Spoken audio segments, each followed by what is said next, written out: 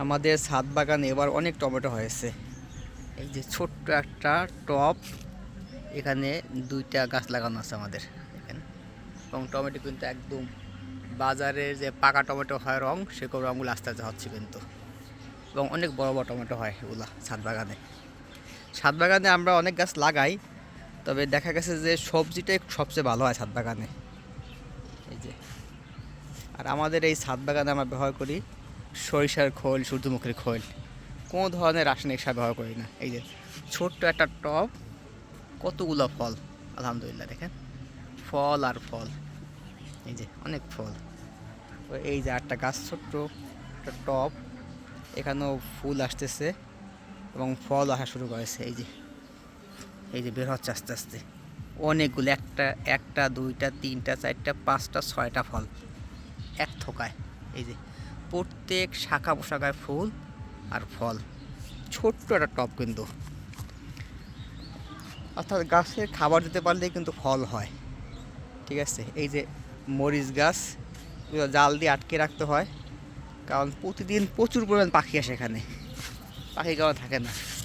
তো দেখাচ্ছি, এই যে দেখেন প্রত্যেকটা পাতার ফাঁকে ফাঁকে মরিচ।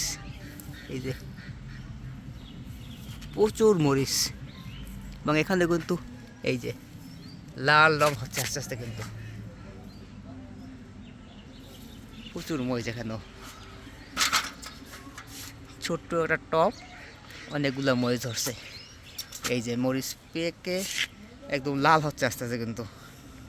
এবার এই যে বেগুন গাছ, এই যে বড় বড় বেগুন হচ্ছে কিন্তু, অনেক বড় হবে।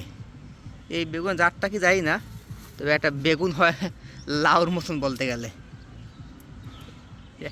ছোট্ট একটা টবে, এটা কিন্তু খেজুর গাছ, সৌদি আরব থেকে আনা খেজুর খেয়ে ওর বীজটা লাগানো হয়েছে। এখানে কিন্তু আস্তে আস্তে চারাগুলা গজাচ্ছে বেগুনগুলো। আমাদের ছোট্ট একটা ছাদ, কিন্তু অনেক গাছ। এই যে দেখেন ছোট্ট একটা টবে ফাঁকে ফাঁকে বেগুনগুলো হচ্ছে বড় বড়। এই যে বিশাল আকার বেগুন, এটা অনেক বড় হবে। একটা আছে লেবু গাছ, যদিও ফল নাই। এইসব গাছে ফল খুব কম হয়, তবে সবজিটাই খুব ভালো হয়। এই যে বড়ই গাছে বড়ই হয়েছে, বড়ই গেছে। তারপরে একটা আমরুল গাছ, গাছটা বড় হয় না, কিন্তু প্রতি বছর এই গাছটায় ফল হয় এবং গাছটা খুব সুন্দর হয়েছে আস্তে আস্তে। আলহামদুলিল্লাহ, যে শাখা পোশাকাগুলো কাণ্ড আস্তে আস্তে মোটা হচ্ছে, এবং দেখা দেবে যে ফল হওয়ার সময় এই কাণ্ডের ফাঁক দিয়ে ফুল বের হয়, ফল বের হবে। এখানেও সবেদা গাছে সবেদা হয়েছে আমাদের। এই যে সবেদা এই গাছে, এখানে মরিচ গাছ, এটাও মরিচ হয় এখানে। ঠিক আছে। এই যে আটটা গাছ আছে আমাদের, ব্যতিক্রম ধর্মের গাছ, বহর গাছ। এই যে ছোট্ট একটা টপটা কিন্তু এখনও পাল্টাই নেই, সেই ছোট্ট টপটাই আছে। এবারও কিন্তু ফল হয়েছে, গ্রামের ফল, বহর ফল। এবং এবার অনেকগুলো ফল হয়েছে, কিন্তু ছোট জায়গা, খোলা জায়গা, পাখি খেয়ে ফেলে। 2টা আছে, 2টা ছোটো ছোটো ফল আছে এখানে। এই যে 2টো সেখানে। এই একটা গাছ সবেদা গাছ, মরিচ গাছ সহ। আমাদের এই ছাদ বাগানে কিন্তু একটা হাউস আছে মাছ চাষ করার, যেখানে আমরা মাছ চাষ করি আমরা। এই যে আমাদের সেই ছোট্ট হাউসটা, এখানে আমরা চাষ করি তেলাপিয়া মাছ। এবং এই পানি কিন্তু আমরা প্রতিদিন পাল্টাই না, প্রায় 3 মাস 4 মাস 5 মাস 6 মাস পরে পানি পাল্টাই।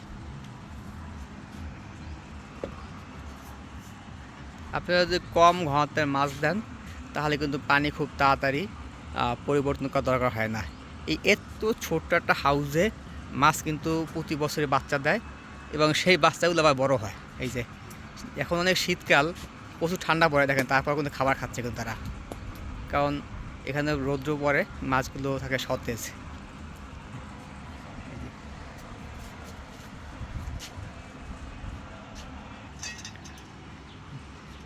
এই যে এই মাছের চাষি এই যে আছে, প্রতিদিন খাবার দেয় এখানে মাছগুলারে, এখান থেকে বড়শি দেওয়া মাছ ধরে আবার। মাছগুলো কিন্তু বড়ও হয় এখানে। এই দেখেন এখানে একটা সিম গাছ, প্রচুর সিম হয়েছে এখানে গাছটায়, প্রচুর পরিমাণের ফুল আসতেছে।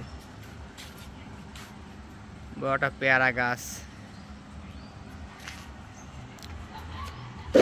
এই একটা আছে আমাদের আম গাছ, এবং এই যে পাতার ফাঁকে ফাঁকে কিন্তু মুকুল বের হওয়া শুরু হয়েছে কিন্তু এখানে অলরেডি, পাতা ফাঁক দিয়ে এই